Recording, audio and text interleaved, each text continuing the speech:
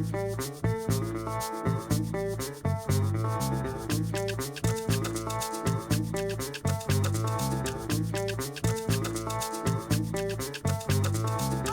I'm Martha McNeil, and in part 2 of our 3-part series on how to overcome fear, we are going to focus on self-evaluation.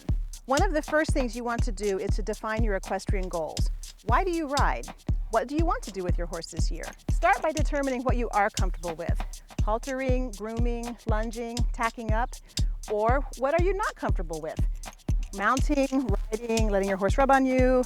The goal is to define your comfort zone and then to gradually enlarge it. One of the things that I often do is what I call pendulum teaching, and that is I raise the bar often so that when we come back to the norm spectrum, they feel very comfortable. But in this case, we were trying to work on cantering, so one of the few ways that I can raise the bar is to take away some of her aids. And anytime you're ready, release your hand. One of the things that this helps us to do is now when she canters at normal speed, normal rate, she's going to have a lot more confidence because she's already found a balance in her back for one. She found the balance zone, and it's going to be just easier for her to put it all together. Good risks may increase fear, but can be opportunities for growth. But good risks have a low possibility of actual physical injury. Bad risks increase your fear level and have a much higher possibility of actual physical injury. There's a wide spectrum of fear on the low end of rest, sleeping, very little anxiety.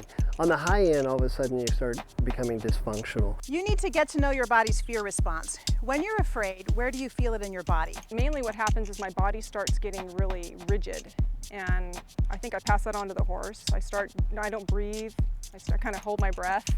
The fear arousal scale is a very practical tool for helping you to communicate with yourself, with your horse, and with your instructor.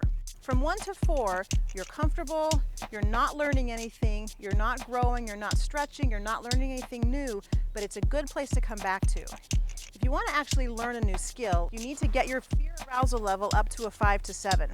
5 to 7 is the learning zone, and that's where you're being challenged, you're interested, you're kind of on edge, but you're comfortable enough to be actually learning. If you get up to an 8, a 9, or a 10, your fear level is so high that you cannot learn anything. At that point, the senses begin to shut down, you stop hearing, you stop seeing, you stop taking in external information, and you begin to just shut down. And at 10, you are actually in a blind panic and have an actual fear of dying. If you ever get up to an 8 or a 9, you need to immediately let your riding instructor know that you're too frightened to continue and stop and dial it back down to a level where you're back into the 5, 6, or 7 zone. It's important to have repeated safe experiences, especially good experiences in the learning zone where your anxiety is slightly there and not elevated. One of the most important things is to evaluate the horse that you're riding. Many fearful riders are overhorsed. It means their horse is too much for them and they intuitively know it but don't know what to do about it. If you think this is the case, you should get help from a trusted professional who can help you honestly evaluate if your horse is a good partner for you or not. Coming up in part 3, putting it all together for success.